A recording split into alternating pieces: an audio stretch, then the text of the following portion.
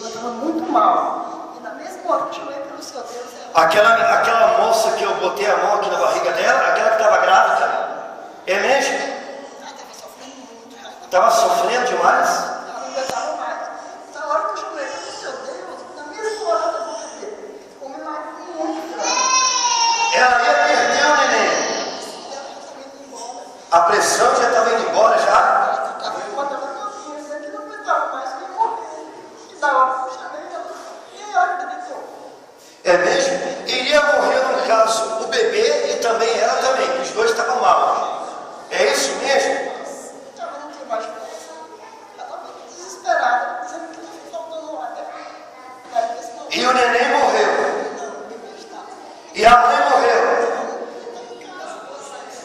Hã? Minha filha,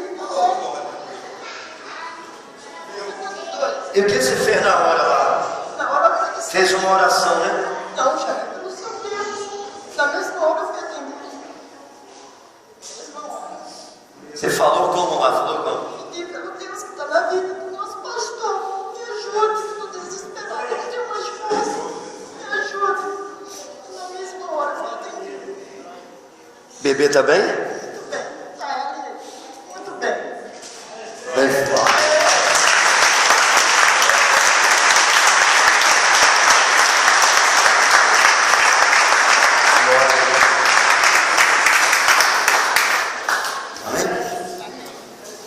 Eu peço a todos que tiverem cansado, pelo Senhor Deus que está vendo, eu vou atender. Que eu fui. É mesmo? Você pediu.